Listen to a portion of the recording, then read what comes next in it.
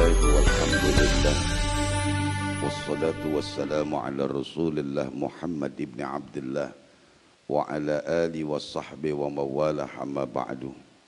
Faqad qala Allah ta'ala fi kitabihil karim a'udzu billahi minasy syaithanir rajim.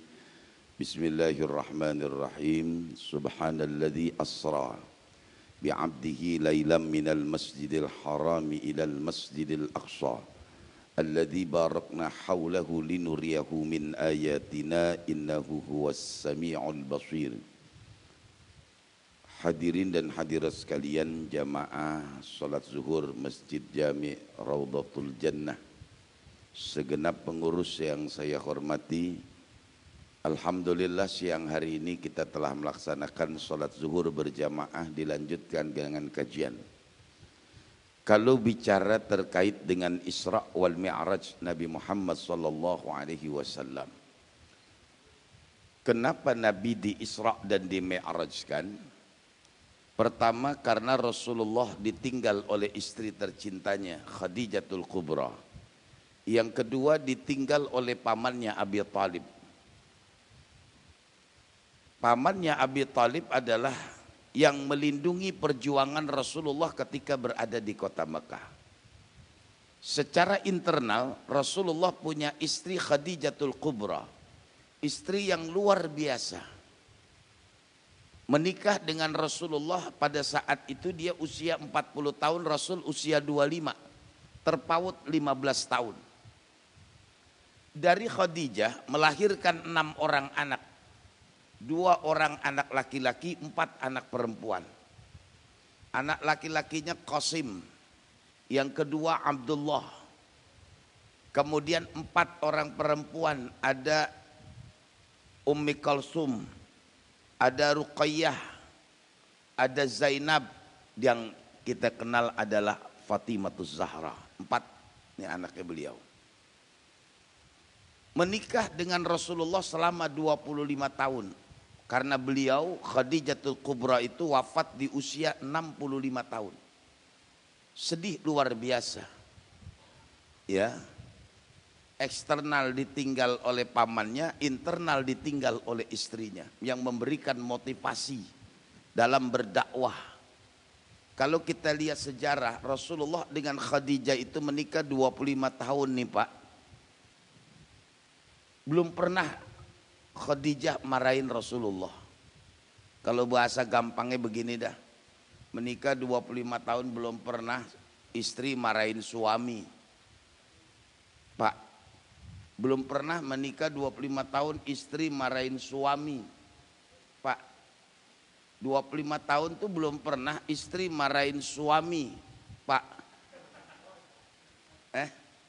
Kalau kita, oh gitu, bagus dah dia ngaku. Tadi saya mau ngomong begitu kagak enak. Iya. Ini Rasulullah ditinggal oleh, sedih luar biasa. Artinya ini sebab musabab terjadinya Isra dan Mi'raj.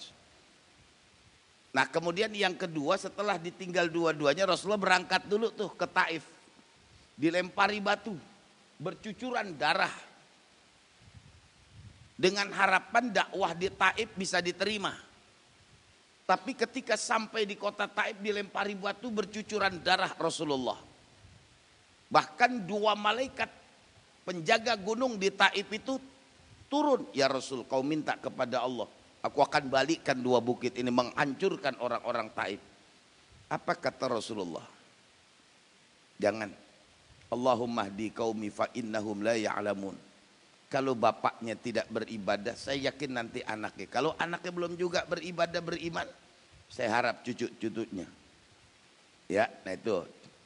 Nah, di Taif itu ketika beristirahat di kebun kurma Rabi'ah, Rasulullah berdoa. Ya Allah, apapun yang saya alami, asalkan kau ridho. Asalkan kau tidak murka kepadaku, ya Allah. Aku rela. Habis itu Rasulullah pulang. Kemudian perjalanan Isra dan Mi'raj dimulai. Dari Masjidil Haram ilal Masjidil Aqsa. Jadi hikmah implementasi yang pertama bahwa Kesedihan manusia itu wajar. Ketika kita ditinggal oleh siapapun, apalagi orang yang kita cintai kemudian kita sedih, wajar. Ya. Tapi kesedihan itu tidak boleh berlarut. Itu yang pertama. Yang kedua, Rasulullah ketika berangkat Isra dan Mi'raj, sebelumnya Rasulullah diajak oleh malaikat Jibril dan malaikat Israel ke sumur Zam-Zam untuk membersihkan hati. Bukan hati Rasulullah kotor, enggak, membersihkan hati. Kemudian diisi oleh malaikat Jibril hilman wa ilman wa yaqinan. Hilman kesabaran, ilman pengetahuan, yakinan keyakinan. Kenapa? Ini perjalanan jauh. Linuriyakum min ayatina, Allah ingin menunjukkan kebesaran-kebesaran Allah. Maka yang diperlukan kalau kita berjalan jauh, yang diperlukan sabar. Pak, Bu, kita ini kalau jalan sama teman-teman kita nggak sabar, kan kita sewet. Belum jalan udah tanya, kira-kira jam berapa sampainya? Belum jalan. Iya, udah di jalan tanya berapa menit lagi sampai. Masih lama banget ya. Coba dah, kita jalan sama orang kagak sabaran, kita empet. Kalau gue tahu gue kagak ajak dah tuh, nanya mulu. Iya. Udah sampai masih nanya, pulangnya jam berapa? Ya, baru sampai tanya pulang. Iya, nggak sabaran. Ini perjalanan jauh, Masjidil Haram, Masjidil Aqsa, 1000 kilo. Kecepatan dengan kecepatan yang cepat. Berangkat malam hari, sebelum subuh udah balik. Maka satu kuncinya, hilman, sabar. Pelajaran buat kita dalam kehidupan ini, ayo hidup tuh kudu sabar Pak, Bu, hidup sabar. Watilkal ayyamu nudawiluha bainan nas. Hari ini senantiasa berputar di antara kita. Hari ini kita di bawah, yakin suatu saat kita pasti akan di atas. Iya, kalau ada orang yang berani melangkah, pasti dia akan sampai di tujuan. Jangan berharap sampai di tujuan kalau tidak pernah melangkah. Berbuatlah. Kenapa? Setiap perbuatan yang kita lakukan maka akan menjadi sebuah catatan. Kalau kebaikan yang kita lakukan maka buahnya pasti akan baik. Contoh apa? Kalau kita menanam, kalau kita nanam mangga, insya Allah buahnya mangga. Enggak mungkin buahnya kecapi. Kenapa? Yang kita tanam mangga. Kalau kita tanam pohon duren, insya Allah buahnya duren. Enggak mungkin kita nanam duren buahnya kedongdong. Pak, Bapak tahu enggak asal muasal kedongdong? Bapak tahu kedongdong enggak? Tahu? Nah, saya cerita dikit nih. Itu ceritanya orang Betawi. Saya kebetulan orang Betawi. Jadi orang Betawi itu biasa melihara sapi sama kambing. Tiap pagi dia bawa sundung. Tahu sundung enggak? Sundung tuh tempat rumput. Kalau enggak dipikul ditaruh di belakang. Taruhlah dipikul. Atau taruh di belakang. Sundung tuh yang tempat gede, tempat sampah dah, kayak tempat sampah gitu. Habis dia ngarit, habis dia ngambil rumputnya taruh di sundung. Ya. Ketika nih atau dipikul sundung, rumput udah banyak, kejatuhan buah. Ditanya sama temennya, Bang, itu buah apaan? Orang gue lagi jalan, ini buah kedongdong. Tahu kedongdong nggak dalam bahasa Betawi? Nggak tahu juga, susah juga itu. Ya. Kedongdong itu artinya ke bawah. Iya, kata orang Betawi, buah apaan tuh Bang? Gue nggak tahu, orang gue tadi habis ngarit, ini buahan kedongdong. Dianggap buahnya kedongdong, padahal ini buah ke bawah. Gue lagi ngarit, nih buah ke bawah katanya. Akhirnya sekarang jadi kedongdong. Iya. Padahal kedongdong artinya apaan? Ke bawah. Namanya aslinya Iya, orang dibilang gue nggak tahu buah apaan. Orang gue lagi mikul kedongdong. Artinya ke bawah. Akhirnya orang bilang, oh kalau yang itu namanya kedongdong. Sampai ginari kita bilang. Cerita doang Pak, bener kagak. Ini namanya orang cerita, boleh-boleh aja. Iya, orang Betawi kan banyak ceritanya Pak. Ya, nah itu. Jadi ini harus sabar. Kemudian ilman, pengetahuan. Orang jangan cuman sabar doang, butuh pengetahuan. Orang kalau menang sabar pengetahuan kagak, jalan aja. Mau kemana bang? Lampung, main jalan aja.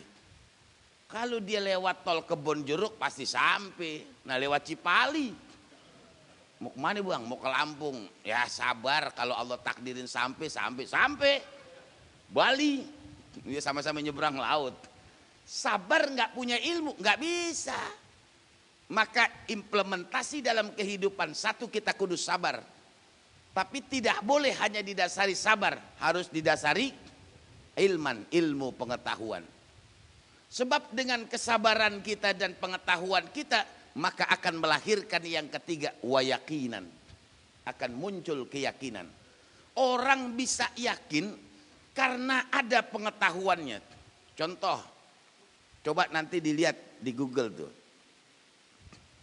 Penelitian terhadap jenazahnya Fir'aun. Saya baru tahun kemarin 2025 tuh, November berangkat ke Mesir. Namanya Ramses II. Itu kan meninggal sebelum Masehi, zaman Nabi Musa. Diteliti di 1970. Itu jenazah udah 3.000 tahun sebelum Masehi. Berarti kan udah hampir berapa itu? 4.000-5.000 tahun. Diteliti. Apakah benar ini Fir'aun yang diceritakan dalam Al-Quran? Diteliti benar karena banyak mengandung garam. Tapi yang dia pikir oleh profesornya bukan itu. Dimanapun orang kalau sudah kecebur di laut, biasanya apa? Kalau nggak dimakanin ikan, perutnya kembung, jasadnya hancur. Ini awet. Dia lihat dalam Al-Quran, diceritakan dalam Al-Quran. Memang Allah ingin membuktikan apa yang dibuktikan oleh Allah. Jasadnya Fir'aun Allah selamatkan dan untuk menjadi bukti. Lah Fir'aun lama Pak. 3.000 sebelum Masehi. Nah ini sekarang tahun 2000, udah berapa tahun. Masih ada jenazahnya. Dan tidak sedikit pun keropos. Matanya, hidungnya, kulitnya, semua ada. Lah sekarang walaupun di mumi 5.000 tahun, kira-kira hancur nggak? Hancur juga. Tapi memang ini Allah membuktikan. Namanya ilmu pengetahuan melahirkan keyakinan. Kita ini kan tahu, tadi saya di sini minta Sherlock juga, saya udah lupa jalannya. Iya. Kalau saya sabar aja, ya mungkin saya sampai Tangerang. Nah, saya sabar naik motor, sabar aja dah gitu. Iya. Makanya perlu juga dah tuh pas lihat Sherlock, yakin dah. Nah, baru saya yakin. Kalau belum saya lihat Sherlock, saya bingung. Lewat mana nih gitu. Nah, itu namanya hilman wa ilman wa yakinan. Jadi jangan menang sabar doang. Nggak ada ilmunya, ngasar. Ada ilmu nggak punya sabar, ya kagak jadi-jadi. Ilmu masak dia punya, kagak sabar. Nah baru taruh telur udah pengen mateng, udah kagak bisa. Itu namanya. Nah kalau sudah itu pasti akan muncul keyakinan. Nih implementasi yang kedua. Bahwa nilai-nilai kehidupan harus kita tanamkan. Hilman wa ilman wa yakinan. Yang ketiga. Perjalanan yang cukup jauh ditempuh dalam waktu yang singkat. 1.000 kilometer bisa ditempuh dengan jarak yang begitu singkat. Saat itu orang tidak pernah yakin apa mungkin lawong yang berangkat dari Mekah ke Palestina Masjidil Aqsa belum nyampe. Nah ente baru bangun balik subuh udah sampai. Saat itu orang tidak yakin, tapi hari ini mungkin. Iya. Jakarta Surabaya bisa ditempuh 1 jam 15 menit naik pesawat. Iya. Kadang kita tanya, mana bang? Gue mau ke Surabaya dulu. Berangkat dia pagi jam 7. Sampai Surabaya, urusan selesai jam 10-11 balik lagi di Jakarta. Asar di sholat di masjidnya. Lah kata lu ke Surabaya? Lah gue udah pulang. Lah baru berangkat tadi kok udah sampai aja. Ya sekarang mah naik pesawat mah gampang. Kalau sekarang orang yakin. Wah, ada orang tuh berangkat dari Kalimantan ke Jakarta. Habis itu balik lagi, besok udah di Kalimantan. Orang nggak percaya. Dulu, sekarang bisa. Ya, nah itu bahwa implementasinya akan muncul kecanggihan teknologi. Sesuatu yang tidak mungkin akan bisa mungkin asal didasari dengan ilmu pengetahuan. Ya. Nah, kemudian linuriyahu. Yang keempat itu Allah melihatkan, menunjukkan kepada Rasulullah bukti-bukti kebesaran Allah. Perjalanan dari Masjidil Haram ke Masjidil Aqsa. Sebelumnya Rasulullah mampir dulu di Thayyibah, sekarang namanya Madinah Al-Munawwarah. Selesai itu mampir lagi di Madian, perbatasan antara Mesir dengan Palestina. Berangkat lagi ke Bukit Tursina, haitsu kallamallahu Musa, di daerah Palestina. Berangkat lagi ke Bethlehem, tempat lahirnya Nabi Isa, baru ke Masjidil Aqsa. Dari Masjidil Aqsa ke Sidratul Muntaha. Allah tunjukkan. Pertama, ada satu kaum yang hari ini nanam, hari ini juga panen. Kullama hasadu a'ada kama kana. Ketika selesai panen, muncul lagi, panen lagi. Kemudian ditanya sama baginda Nabi, ya Jibril, man haula, siapa tuh? Enak banget, hari ini nanam, hari ini juga panen. Selesai panen, muncul lagi, panen lagi. Kata malaikat Jibril, haula'il mujahiduna fi sabilillah, orang yang berjihad di jalan Allah. Memang jihad ini paling berat, Pak. Tantangannya cuma satu, mati. Kita duduk ngaji hari ini bagian kecil daripada jihad. Memang ngaji nggak berat, gini Pak, berat. Iya. Duduk di bawah kipas angin, senderan. Enak gak? Enak. Saya kan biasa pengajian maghrib sampai isya. Kadang-kadang saya lagi ngajar tuh maghrib sampai isya, ada di bawah kipas angin senderan, dipules. Saya bilang udah biarin nggak apa-apa. Iya. Sebab di rumahnya dia nggak bisa pules, bininya bawel. Lah coba aja Pak, kalau bapak nih abis maghrib pulang ke rumah tidur dah, kira-kira bininya, nggak, yang kita udah pernah alamin aja dah nih bareng-bareng, kita kan same nih. Nasibnya sama Pak kita berdua. Ini curhatan kita bareng-bareng aja. Iya. Lah kan begitu Pak. Lah kalau dia habis maghrib, dia tidur di rumah, bininya ngomel. Tapi kalau dia ngaji di musola, habis maghrib dia tidur, gurunya marah. Kagak, bilang jangan biarin. Ada temennya tuh yang sampingnya, ikut tidur juga bareng. Iya, biarin dah gue barengin. Herannya orang ngaji habis dibangun. Dia tahu aja. Habis itu dia ngomong, ngaji cepet aja. Kata temennya, lama 40 menit, tahu nggak? Lu pules. Gue bentaran tidurnya. Bentaran. Nah maghrib sampai azan isya kan 45 menit. Bentaran. Kagak, orang Malik sampai bilang gue tidur, orang gue merem doang. Iya. Herannya nasi uduk lewat bangun. Heran. Iya. Tapi nggak apa-apa Pak, karena ini perjuangan. Nggak apa-apa. Nggak apa-apa. Ya, karena pahalanya luar biasa. Nah itu ceritanya. Nah endingnya adalah perintah sholat, itu ending. Nah hebatnya sholat itu, ya, sholat itu komunikasi langsung kita dan Allah. Nih, makanya beli dah, Bapak beli buku terkait dengan arti makna bacaan-bacaan sholat. Karena sholat ini luar biasa.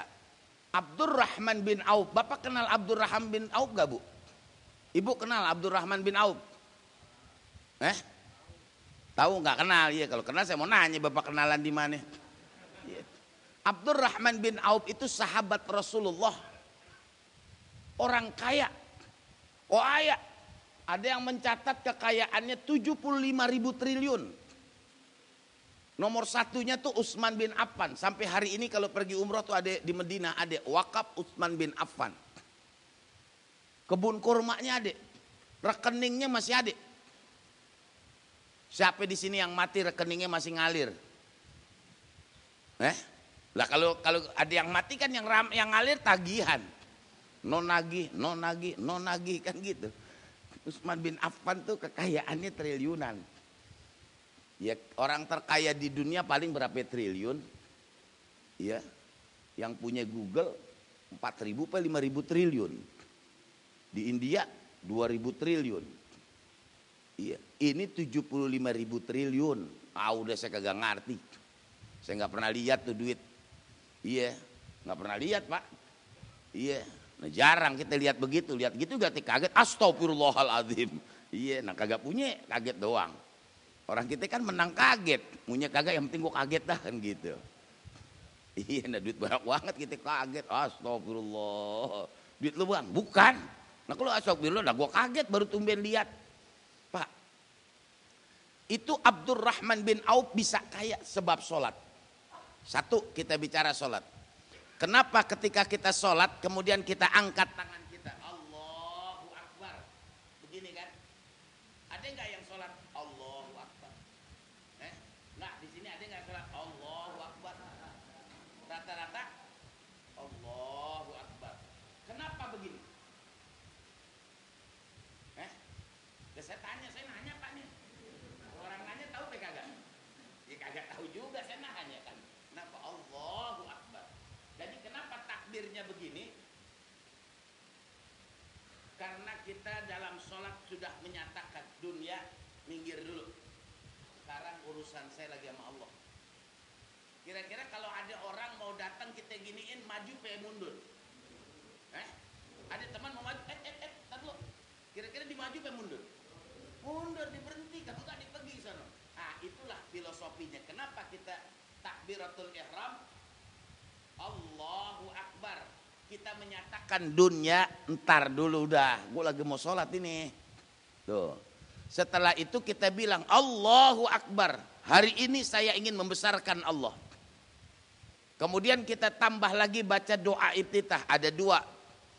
Umumnya kalau saya ini diajarin dari dulu Allahu Akbar kabira walhamdulillahi katsira wa subhanallahi bukratan wa asila. Semua apal tapi dia nggak tahu apa yang dibaca.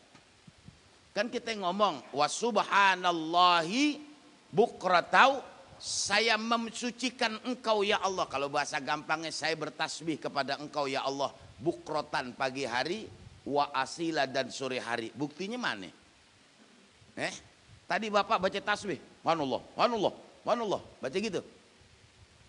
Padahal dalam sholat kita ucapin tuh waktu sholat subuh. Tambahin tadi zuhur. Kemudian kita bilang inna sholati ya Allah sholatku ini. Wa nusuki dan rangkaian sholatku. Wa mahyaya dan kehidupanku. Wa mamati dan kematianku. Kita bilang lillahi rabbil alamin. Ini bagian godaan dalam sholat. Ada orang yang sholat godaan pertama inna sholati. Ada Pak orang sholat, gue sholat zuhur apa sholat asar ya? Zuhur dulu asar dulu dah. Akhirnya gak jadi sembahyang. Kenapa? Gue bingung. Zuhur dulu apa asar ya? Kan gitu. Ada juga orang yang dalam sholat itu digodain bukan sholatnya. Sholli fardhu zuhri Allahu Akbar. Selesai, gak digodain tuh. Karena kita udah tahu. Wa nusuki, rangkaian sholatnya. Kebanyakan kita Pak Bu kalau sholat sendirian zuhur sama asar kita sering lupa 3 apa 4. Iya kita lupa dah nih. Yakin 4. Salam aja. Nah bini kita ngitungin bang maghrib zuhur. Lah kok 3 rakaat 4. Lah kan gua ngitungin bang. Iya. Lah kita kalau udah sholat sendiri Pak ada. Iya. Nah kemudian wa mahyaya. Mahyaya itu kehidupan. Hayyun itu hidup. Orang yang hidup belum tentu punya kehidupan. Filosofinya nih.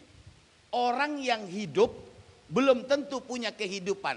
Orang yang berkehidupan pasti hidup. Tahu di ngerti apa kagak tuh? Eh? Orang yang hidup belum tentu punya kehidupan. Tapi orang yang berkehidupan pasti hidup. Gak mungkin kan orang mati berkehidupan. Nah nih maksudnya gampang gini dah. Orang yang hidup belum tentu berkehidupan. Kadang kita sering nanya, bang, teman kita yang kemana ya? Lah dia lagi sakit. Wah udah kagak kemana-mana, di rumah ada rebaan. Ya Allah. Masih hidup? Masih. Cuman gak berkehidupan. Lah kagak kemana-mana pak. Jogrok aja di kasur. Nah itu namanya orangnya hidup tapi tidak berkehidupan. Gak ngeluyur sono, gak ngeluyur sini. Nah kita berkehidupan. Dari Depok ke sini. Dari sini ke sini. Kita pergi terus dah. Berkehidupan. Loh, maka godaan sholat itu adalah kehidupan. Kita lagi sholat ada aja yang kita ingat. Allahu Akbar. Ya. Nasi bungkus gue dimakan media dah pasti. Pasti udah. Udah ya gue lupa. Iya pak. Ada aja. Kadang-kadang nih bu. Ibu lagi sholat. Temennya datang. Bang mama ada. Lagi sholat baru banget takbir. Ya udah salamin ya. Ntar asar ada orang 40 harian. Salamin mamanya jangan gak datang nih diundang. Iya. Pulang nih yang ngundang. Anaknya main layangan, lari-lari pulang maghrib. Di jalanan ketemu nyaknya lagi bawa berkat. Nah dari mana nyak? Acara 40 harian. Nah kan gue lupa bilangin. Nah gue lagi ruku gue denger. Lagi ruku didengar ada yang ngundang. Iya. Lah anaknya lagi dikasih tahu dia main pulang sore dia lupa bilangin nyaknya. Pas pulang ketemu nyaknya bawa berkat. Dari mana nyak? 40 harian. Lah kan gue nggak bilangin ya. Nah gue denger tadi. Pas lagi ruku denger. Jangan lupa tuh bilangin nyak lu. Iya. Iya. Nah gue denger. Nah gue dateng. Duh. Emang begitu pak. Kita kalau lagi sholat ada aja godaan. Saya tuh kalau lagi sholat nih. Kadang nih sekarang HP nggak bunyi. Kita baru takbir, Allahu Akbar. Ya temen nyaloin lagi nelpon. Waduh bagiin komisi nih. Iya. Emang begitu. Ya. Kemudian wa mamati. Kadang kita ingat mati. Nah, itu ya. Kemudian habis kita baca itu kita baca Fatihah. Fatihah itu kalimat yang dahsyat. Ketika kita baca tinggal 2 menit nih. Kita baca Fatihah begini. Alhamdulillahi Rabbil Alamin. Allah jawab, hamadani abdi. Ar-Rahmanir Rahim, asna'ani abdi. Maliki yaumiddin, majjadani abdi. Iyyaka na'budu wa iyyaka nasta'in. Kata Allah, hada baini wa baina abdi masa'al. Ini antara kita berdua, minta apaan? Iyyaka na'budu wa iyyaka nasta'in. Ihdinas siratal mustaqim. Hada baini wa baina abdi masa'al. Siratal ladzina an'amta 'alaihim ghairil maghdubi 'alaihim waladdallin. Hada baini wa baina 'abdi ma sa'al. 3 kali kata Allah hada baini wa baina 'abdi. Ini antara kita berdua bang. Abang minta apaan? Allah tadi lagi sholat zuhur ngomong sama kita begitu. 4 rakaat, 4 kali baca Fatihah. Allah bilang, bang minta apaan? Kalau saya kasih contoh yang gampang gini pak, ada teman kita, ada orang kaya dah, kaya banget. Ngobrol kita berdua sama orang kaya ngomong, bang, abang minta apaan? Nyaut nggak? Yang ngomong orang kaya nih, bang, abang minta apaan? Kira-kira kita nyaut nggak? Gak nyaut, iya. Kecuali teman kita nanya, lu makan apa? Lu aja kagak makan, nanya gue lagi.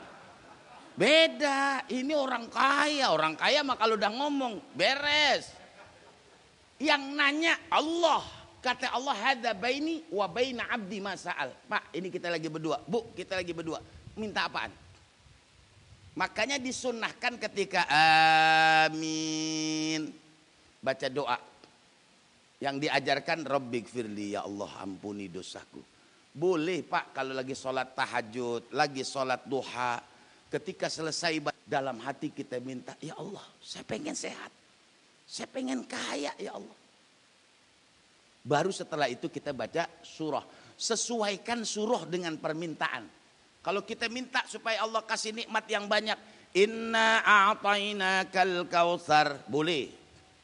Ada urusan yang susah, ya Allah nih gimana biar. Idza jaa nasrullahi wal fath.